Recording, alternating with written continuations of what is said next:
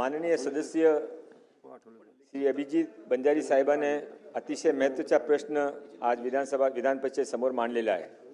बेरोजगारी रोजगार हा कोणत्याही राज्यामध्ये एक जीवंत प्रश्न असता त्यांच्यावर कोणत्याही सरकारने निरंतर काम करावा लागतं। महाराष्ट्र सरकारमध्ये यावेळी 2014 मध्ये भारताचे नवीन पंतप्रधान नरेंद्रभाई मोदीजी आले, त्याने त्यावेळी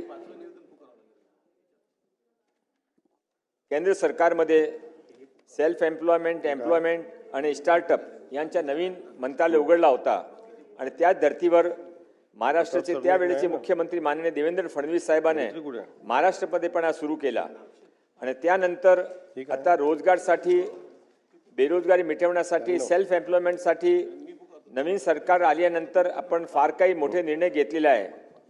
त्यामध्ये माननीय अभिजित बंजारी साहेबांनी जे विषय मांडला आहे त्यामध्ये 2 विषय युवा खाता संबंधित आहे। त्याबद्दल पण मी विचारणा केली होती, तर आपल्यासाठी मी सबमिट करतो। ते महाराष्ट्राचे युवा धोरण 2012 याच्यासाठी 28 मे 2025 या दिवशी एक मोठी कमिटी तयार करून आणि ते कमिटीची बैठक पण झाली। 6 महिन्याच्या आत त्या कमिटी आपला प्रतिवेदन सबमिट करणार आहे आणि त्या कमिटीमध्ये युवा धोरणामध्ये रोजगारसाठी युवतीचे रोजगारसाठी अतिशय चांगली रीतीने सर्व ते प्रावधान करणार आहे। त्याशिवाय आपला अजून म्हणणं होता की त्यासाठी आपण एक वेगळा आर्थिक महामंडळ पण स्थापित करावा, तो ते पण युवा धोरणामध्ये स्पष्ट होईल।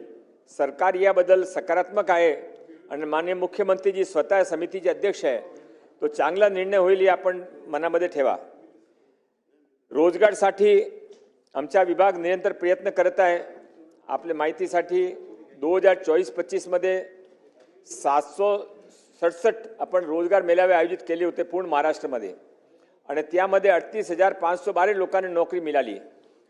2025-26 मध्ये आपण हा पद्धत बदलली आणि मोठे रोजगारपेक्षा मेळ्यापेक्षा छोटे रोजगार मेळे सुरू करावे असा निर्णय झाला आणि त्यामध्ये एक रोजगार मेळावा MIDC मध्ये, एक रोजगार मेळावा ITI मध्ये आणि एक रोजगार मेळावा कोणतेही एज्युकेशन इन्स्टिट्यूट कॉलेजमध्ये करायचा असा निर्णय झाला आणि ते अतिशय सक्सेसफुल निर्णय झाला।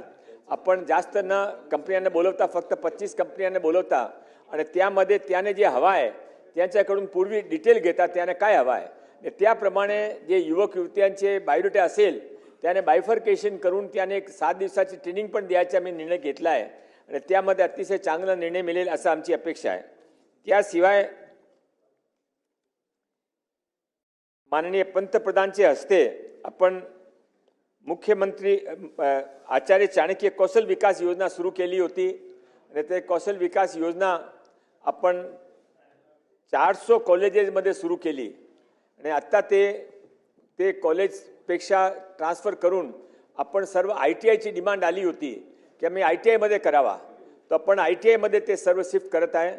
त्यामध्ये फार चांगला प्रतिसाद मिळाला आहे माननीय अध्यक्ष महोदय।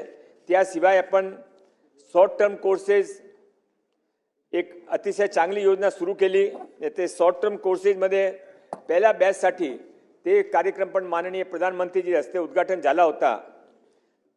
पहिल्या बॅचमध्ये 1 लाख युवक युवत्यांनी रजिस्ट्रेशन केला आणि पहिला बॅच कंप्लीट होता आलाय। त्यामध्ये फक्त टेक्निकल ज्ञान अपेक्षा असतं, त्याने personality development, marketing, production, finance, management या सर्वांच्या पण धडा पण शिकवणार आहे। माननीय सभापती महोदय, आपण वेगाने सर्व रोजगाराचे विषयासाठी आपण करत आहे। त्याशिवाय युवक युवतीसाठी फॉरेनमध्ये फार मोठी रिक्वायरमेंट उभी झाली आहे, तर त्याने फॉरेन लँग्वेज आणि फॉरेनचा कल्चर आणि फॉरेनचे जे रिक्वायरमेंट आहे त्याच्या मिनिमम प्रशिक्षण यासाठी आपण स्वामी विवेकानंद इंटरनॅशनल अकॅडमी अशी विद्याविहार मुंबईमध्ये सुरू केली आहे। ते पूर्ण झाली आहे, आता 1 महिन्याच्या आत तिथे कोर्सेस सुरू होईल। स्वरोजगारसाठी पण आपण फार काही सुरू केले आहे। मी आपले विश्वास देऊ इच्छितो, आपल्या माध्यमातून महाराष्ट्र लोकांना विश्वास देऊ इच्छितो की महाराष्ट्र सरकार माननीय देवेंद्र फडणवीस साहेबांच्या नेतृत्वामध्ये रोजगारासाठी अतिशय सजग आहे आणि चांगली रीतीने आपण सर्व योजना राबवू। धन्यवाद। पॉइंट ऑफ प्रोसिजर सगळ्यात पहिले आपल्या विधान परिषदच्या नियमाप्रमाणे हा जो 93 अन्वय जो प्रस्ताव या ठिकाणी ठेवलेला आहे याचं जर उत्तर रेकॉर्डवर आलं असतं आणि आम्हाला मिळालं असतं तर मग त्याच्या माध्यमातून उत्तराच्या माध्यमातून समजा काही त्रुट्या राहिल्या असतील किंवा काही प्रश्न उपस्थित झाला असता तर मग तो या ठिकाणी उपस्थित करण्याची परवानगी सभासदाला मिळते. ते लेखी उत्तर आलं नाही. आता दुसरा प्रश्न असा आहे की साहेब एक मिनिट मला निवेदन करू द्या ना प्लीज.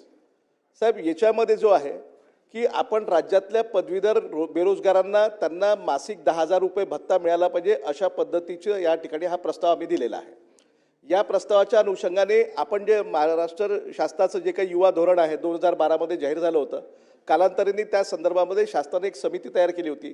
त्या समितीचा अजूनपर्यंत अहवाल आला नाही. नंतर कालांतराने त्या समितीमध्ये सुद्धा बदल झाले. मुख्यमंत्री स्वतः या युवा धोरणाची जी काही समिती आहे त्या समितीचे अध्यक्ष मुख्यमंत्री साहेब आहेत परंतु त्या समितीची बैठक झाली नाही.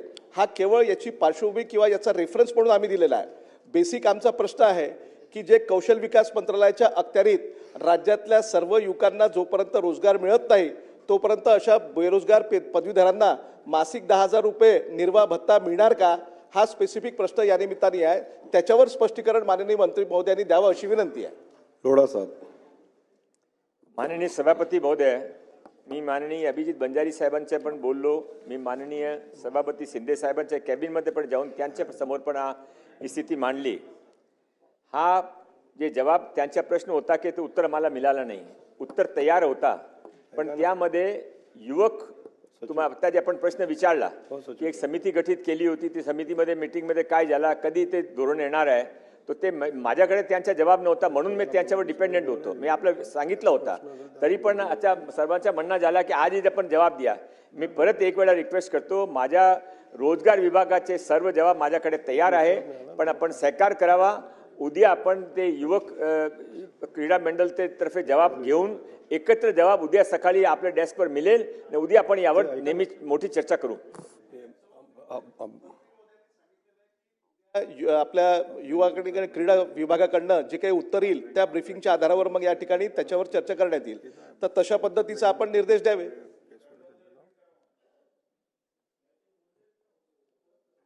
उद्या करणार म्हणाले तर मग उद्या आपल्याला ठेवता येईल ना उद्याच्या कामकाजामध्ये ठेवावी असं तुमचं म्हणणं आहे. विधान परिषदेमध्ये विरोधी पक्ष म्हणजे राजा ते जे म्हणणं ते कानून त्याने आज करायचे आज करू उद्या करायचे उद्या करू मला काही प्रॉब्लेम नाही. उद्या काय करायचे आजच करावी ना.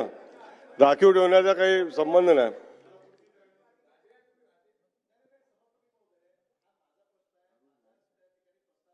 याच्यावर बोलण्याचा अधिकार मलाच आहे. आताच मंत्री महोदयांनी सांगितलं की याच्यामध्ये युवा धोरणाच्या बाबतीमध्ये सुद्धा एक प्रश्न उपस्थित झालेला आहे. युवक कल्याण आणि क्रीडा विभाग हा त्यांच्या अखत्यारीत येत नाही म्हणून त्यांना त्या विभागाची ब्रीफिंग घ्यावी लागेल आणि त्या आधारावर मग उद्या ते स्पष्टीकरण देतील किंवा हा प्रस्ताव मान्य आहे किंवा अमान्य आहे ते सांगणार आहेत. त्याच्यामुळे उद्याच्या कामकाजामध्ये आपण ठेवावं अशी विनंती आहे. माननीय मंत्री महोदयांनी ऍक्सेप्ट केलेला आहे. लाड साहेब काय बोलत महोदय त्यांना एक बोलायचं आहे. सभापती महोदय आता मंत्री महोदयांनी सांगितलं मला ITI ला चांगली गती आलेली आहे पण तुम्ही काय केलेलं आहे प्रश्न विचारा ऍडमिशन द्यायला लागलाय त्यामुळे मुलं ITI मुलं कमी झाली ITI ला चांगली गती कमी झाली यंदा आम्हाला तुम्ही सांगितलं त्याप्रमाणे तशी अवस्था नाही. ITI ला उलट कमी झाली का तुम्ही डिप्लोमाची मुलं किती पाहिजे त्या मार्काला तुम्ही घ्यायला लागलाय त्यामुळे ITI त्याला सेकंड इयर जाता येते BE ला त्यामुळं मुलं ITI ला कमी झाली. आम्ही कष्टाने ITI काढल्या शासकीय ITI आहेत पण मुलं कमी झाली. तुम्ही म्हणता ती उलटी अवस्था तिथे त्यामुळे ही काय अवस्था चांगली नाही. मुलं डिप्लोमाची घेत आहे आणि पुन्हा त्याचा उपयोगच नाही ती पुन्हा सोडून मागतात. तेव्हा ITI महोदय ITI जे आम्हाला द्यायचे आहेत मुलं चांगली घडवायची आहेत पण तुमच्या ह्या धोरणामुळे मुलं कमी व्हायला लागली असं होता कामा नाही. आणखी एक साहेब तुम्ही म्हणजे कौशल्य विकास कॉलेज काढतो म्हणून सांगितलं 1,000 कॉलेज देतो म्हणून सांगितलं आज ताकात काही दिलं नाही का म्हणजे बोलताय चांगली अवस्था नाही. आम्हाला ITI मुलं घडवायचे चांगली मुलं घडवून आम्हाला द्यायचे पण उद्योगधंद्याला द्यायचे पण ह्या सगळ्या तुमच्या धडसो धोरणामुळे आम्हाला देता येत नाही तेव्हा याचा उपाय निघावा. मंत्री महोदय आपण सभापती महोदय माननीय अरुण लाड साहेबांनी मी सांगू इच्छितो हे त्यांच्याकडे जे इन्फॉर्मेशन आहे, माझी माहितीप्रमाणे ITI मध्ये मुले कमी झाल्याने जास्त वाढले. तरी पण एक मिनिट आज आपला ऑलरेडी निर्णय झालेला आहे. उद्या यावर आपण सविस्तर चर्चा करू. अरुण लाड साहेब पण बोलले, आमचे प्रसाद लाड पण बोलणार आहे. दोघेही लाडचे आपण